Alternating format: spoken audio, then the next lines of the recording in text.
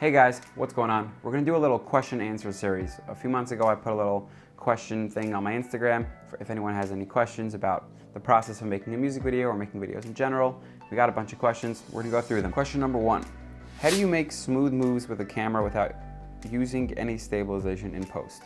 The obvious answer to that is a stabilizer slash gimbal, whatever you wanna call it. You need a gimbal or stabilizer to get smooth performance shots. It is the number one thing that you need to get. It takes a little bit to learn how to use it. Once you use it, your shots will be smooth. Now again, there might be some jolts or some bumps. Most of these programs, I use Premiere Pro, have a effect called warp stabilizer. Now warp stabilizer will only work on shots that are already smooth. They just have some minor jumps. If you have a camera that's going like this and you add warp stabilizer, it won't work. So yes, you need a gimbal, you need a stabilizer. That will pretty much make the shot smooth. And then, if there are certain jolts, you can add the warp stabilizer effect, which will smooth those out. One thing you should keep in mind is a gimbal is not always the answer. Smooth footage isn't always the answer. For a long time, I thought, oh yeah, gimbal. You have a stabilizer, you have a gimbal, that's it, you're a professional. And for a while, like, all my shots were smooth until I realized at certain times, you're not meant to use a gimbal. You're not meant to have a smooth shot. For example, in the Simcha Liner video, I'll pull up the clip here, when Shua is running through the dining room trying to find Simcha Liner, the camera is shaky. There's some smooth footage, some shaky, but there's a lot of shaky footage because I'm trying to bring out a certain emotion. Trying to show that he's nervous, he's trying to figure things out, he's looking around, he's trying to figure out what's going on. If he was running around, the camera was just perfectly smooth, you wouldn't feel it. Now he's running around, the camera's shaking, he's banging into people, and the camera kind of keeps panning back and forth, and it gives you that feel. It brings you into the video, it captures the audience. So yes, the gimbal is not always the answer, but gimbal is definitely something that's extremely important. I have the Zine Weevil S. I actually just ordered the DJI RS3. Depending on what your camera setup is, certain times you need more weight, so you need to have a stabilizer that's capable of more weight. But they're all good, they're all great. Get yourself a stabilizer, but don't overuse it. Next question, is it Premiere or Final Cut?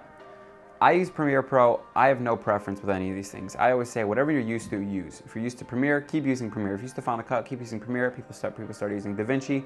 Whatever it is, stick to what you're used to. I say the same for Windows and Apple. Whatever you're used to, stick to. If you want to change, you could, but just be ready for a big adjustment. All these things are very different. Again, they're all video programs, but they take a while to get used to. And I don't know, I just spent years on figuring out Premiere, and I always say with Adobe programs, you could always figure new things out. I still figure new things out on Adobe. I would say whatever you're used to, whatever you started on, just keep doing it unless it's just a terrible program. You know what I'm saying? Next question, what is a good camera and lens to get? Now, again, this very much depends. The other day I posted on my story about how amazing and awesome B&H is. Any of your questions and anything you want to know about cameras, lenses, lighting, or anything, you call them up, they give you information, you tell them how much you want to spend, and they'll tell you exactly what to get. They're amazing. If you're wondering my opinion, let's say you want to start doing videos or whatever it is, I would say I started off with the Sony Alpha series. I think it was like the Sony A5000 or A3000. They have different versions. I don't remember exactly which one I had, but they're not that expensive. You can probably get them for like a couple $100s. They're great cameras. In regards to the lenses, there's a lot of different options to get depending on how much you want to spend. There's tons. There's Sigma lenses, there's Sony lenses for whatever your range is, a couple $100s. One thing I think is very important is don't get like a ton of equipment right away. I myself happen to not have a lot of equipment. I know guys that are doing this that have like 20,000 lenses and 15,000 cameras, and yeah, it's an exaggeration, but I have one camera and one lens right now. Sometimes I'll have to rent lenses if it's very important, but you don't need a million pieces of equipment. I think my music videos are pretty good quality and they look amazing. So I think it's proof that you don't need a million things. You don't need a crew of 6,000 people. You don't need, again, obviously it depends on the project. But I always say you don't need to overbuy. Overbuying is silly. I'm trying to make a music video for a friend. What is the cheapest way I can do this? Honestly, you want to do a cheap music video, it's really not that hard. I've done this for singers. I've done this, remember, in the beginning when I was starting. Locations, there's tons. You go to New York, you could go to your backyard, in your house, to a pool, make a fire. Like, there's so many ways you could get a free or cheap location.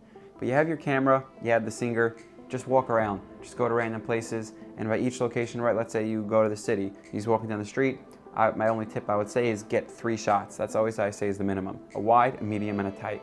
Now again, how wide, how medium, how tight, that's up to you.